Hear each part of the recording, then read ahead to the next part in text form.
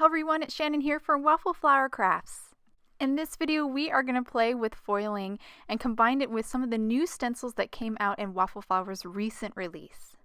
For today's two cards, I'll be using the new Rings Builder Stencils. This is a 2 stencil set, and these stencils will actually create 4 sections of color to create a ring or a circle, and that will cover the front of an A2 panel. This is a really beautiful modern design. You do have to rotate the stencils to each twice. You have to rotate each one of those stencils twice to complete the circles or the rings on the front, but I will show you that process when I actually do it here. I'm going to start by adding some painter's tape to the backside of an A2 panel of light blue cardstock, and then I'll position one of the stencils. I'm starting with stencil number 2. You can start with either one, and the stencils are marked. So I am going to just ink blend quickly over this stencil. I'm using a distress ink. This is Peacock Feathers, just kind of doing a tone on tone. I'll go into some greens as well. Once I've ink blended that first a layer or first area, I'm going to clean my stencil because I do have to use this stencil again. Again, this is the stencil number 2. So I'm just kind of quickly cleaning it here with the towel underneath and then wiping it with a damp chamois.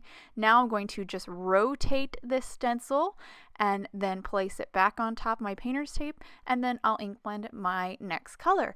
Here I'm using cracked pistachio distress ink, and just like before, I'm just going to quickly ink blend and get some of that color down. You can see here just with that one stencil, we already have kind of a cool pattern building. You could stop right here with just one stencil and have this kind of almost like framed square look, but we're going to grab the second stencil, which in this case is going to be the first stencil, and I'm going to position it and then just place it down on the tape to hold it in place, and then I'll move on to my final ink, which is Twisted Citron. Of course, I'm using distress ink this time, but you could definitely use oxide instead. I just chose to use the ink because it dries a little bit faster than the oxide. So now that I've just finished with my final color, I'll remove my stencil here. I'll give it a quick clean because I do have to use it a second time for my gel. So I am going to give it a turn here, then place it down onto that painter's tape, and I'm ready to use the gel for my foiling. I'm going to be using ThermoWeb's Decofoil Transfer Gel Duo. This is a newly reformatted transfer gel, which allows you now to also use your die cutting machine to foil. Before you could only use your laminator, but you can now also use your die cutting machine to transfer that foil as well. Today I'll be using my laminator because I actually am using the old formula here in this video, and you can't actually get this old formula anymore. But I just wanted to note that I want to make sure you guys know that the new Decofoil Transfer Gel Duo will allow you to do foiling just with your die cutting machine, which is pretty awesome. So I just kind of scraped that gel over the stencil to clean it up here and just get that gel onto my panel, and now I'll let that dry for at least an hour. Now I'm going to move on to creating my sentiment while that dries.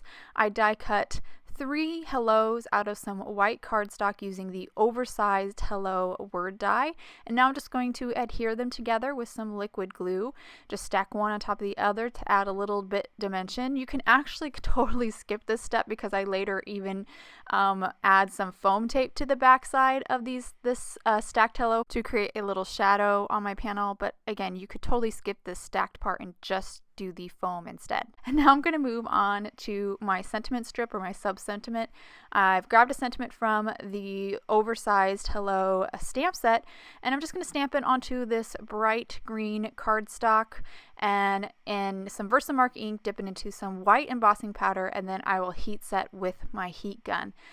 Now I'm going to move on to my foiling. So this is completely dry, and you can see how that transfer gel is actually clear. It's no longer opaque. That's one way you can tell that it's ready. I'm going to be using Decofoil transfer sheets. This is the actual foil. I'm using aqua here to kind of, again, go to that tone-on-tone look.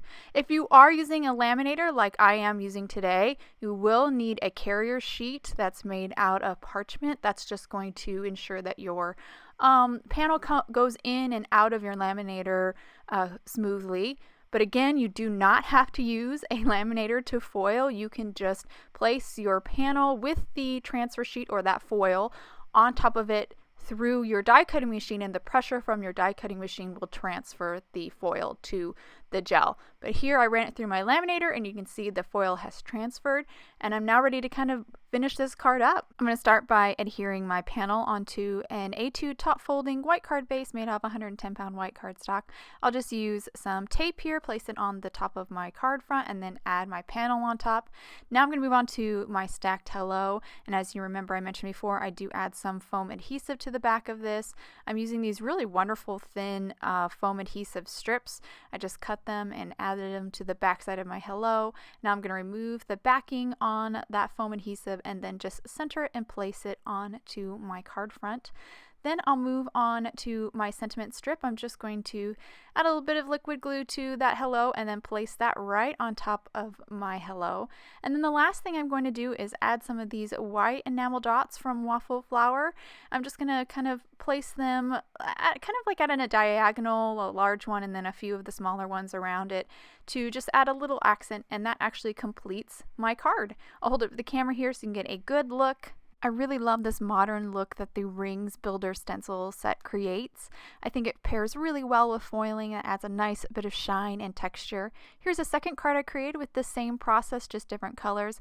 I used a light pink cardstock here, and then the distress inks I used were mustard seed, spice marmalade, and worn lipstick. And I used a rose gold foil, and I also used the Oversized Hugs combo for the sentiment.